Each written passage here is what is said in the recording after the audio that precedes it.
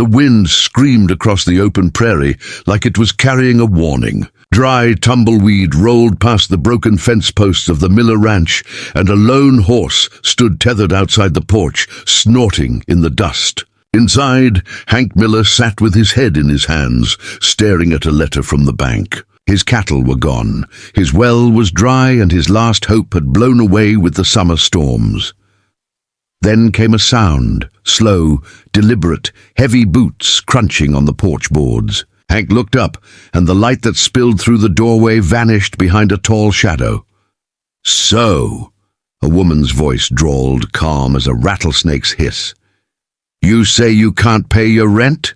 Hank froze. The voice didn't sound like a banker's clerk, nor a hired hand. It carried authority and something more dangerous. He turned and his breath caught. The woman standing in his doorway looked like a myth brought to life. She was enormous, taller than any man Hank had seen, broad-shouldered and sunburned, her long duster coat hanging to her boots. Her hat nearly brushed the doorframe, and her copper eyes glowed like embers beneath its brim. "Name's Dallas Kane," she said, stepping forward. The boards creaked under her boots. "Owner of this land. And you, Mr. Miller, are standing on ground you don't own anymore." Hank rose to his feet, anger and shame wrestling inside him. "I just need time," he said. "Ain't no cattle left. The drought took everything." Dallas studied him with that unreadable gaze. "Time don't grow crops or feed cattle. I'll find a way," he said stubbornly. "This ranch has been in my family 3 generations.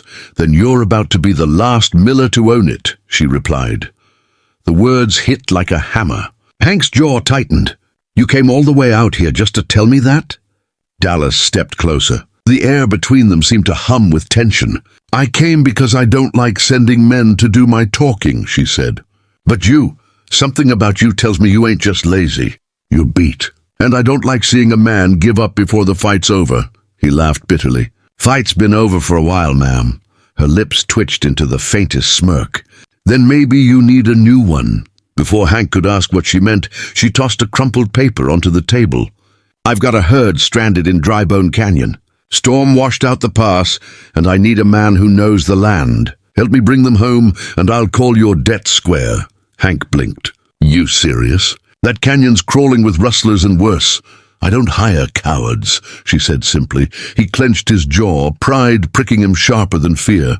"Fine, but if I die out there, my ghost's coming back to collect." Dallas chuckled, a deep, husky sound that seemed to shake the dust from the rafters. "Then I'll make sure you die doing something worth haunting for." They rode out before sundown. The prairie stretched endless, glowing red beneath a dying sky. Dallas rode a massive black mare that looked more warhorse than cowpony, while Hank followed on his old bay, feeling small beside her. She rode like she owned the horizon, straight-backed, calm, every movement sure.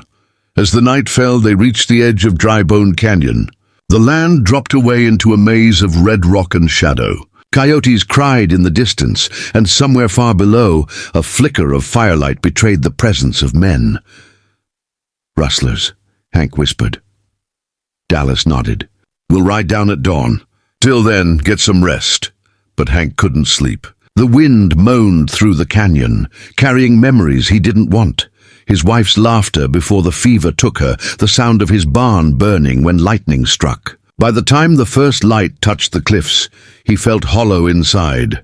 Dallas was already saddled, her rifle strapped across her back. "Ready, rancher?" "Ready as I'll ever be," he said. They rode into the canyon, hooves echoing off the stone walls. The herd was there, hundreds of half-wild cattle scattered among the rocks. But so were the rustlers. 5 of them, and they spotted Hank and Dallas almost instantly. Gunfire cracked like thunder. Hank's horse reared, screaming. Dallas moved before he could blink. She swung off her mare, rifle in hand, her face set like carved stone. She fired once, twice, 3 times, each shot clean and true. One man fell, then another. The others fled, their yells fading into the maze of rocks. The echo of gunfire died, replaced by the low rumble of distant thunder. Hank stared at her. "You could have been killed." Dallas reloaded calmly. "So could you. But you weren't. Now get those cattle moving before the rain traps us here.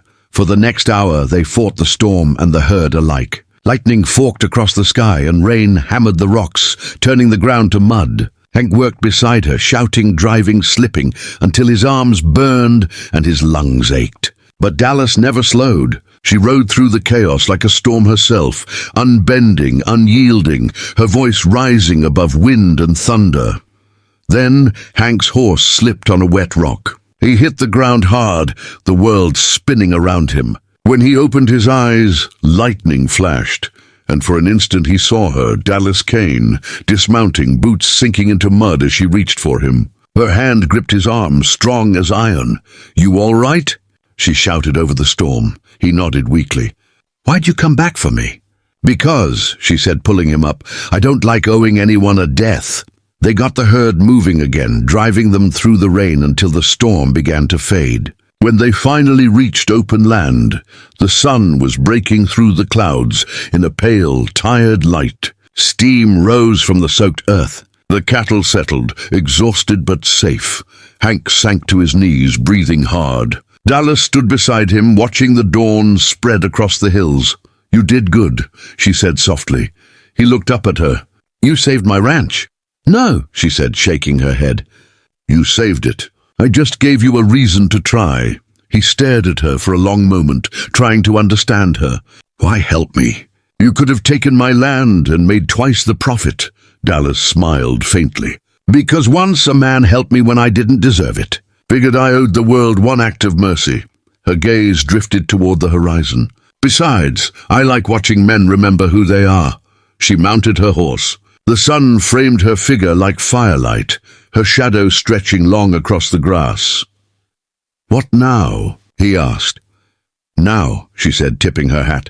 "You keep this place alive. You don't quit again. If you do, I'll come back, and I won't be half so kind." He managed a weak smile. "You always talk like that?" "Only when I mean it." With that, she turned her mare toward the rising sun. The rhythm of her horse's hooves faded into the morning wind until only silence remained. Hank stood there, watching her disappear into the distance. The giant cowgirl who had ridden into his life like judgment and left like redemption. The land around him looked different now, alive somehow, full of promise instead of dust and despair. He glanced down at his hands, still trembling from the night storm. They were rough, scarred but steady, the kind of hands that could rebuild a life. He turned back toward the ranch, the smell of wet earth thick in the air. The fences could be mended, the herd could grow again. The drought had broken. Maybe his curse had too. As he walked, he could almost hear her voice in the wind. "Don't waste what's yours, rancher. You earned it." The sun climbed higher, setting the wet fields ablaze with gold. Hank Miller mounted his horse, his heart lighter than it had been in years. He didn't know if he'd ever see Dallas Kane again, but if he did, he'd be ready, because sometimes salvation rides tall, speaks rough, and wears a gun on her hip, and sometimes, when you can't pay your rent, fate sends you a giant cowgirl instead.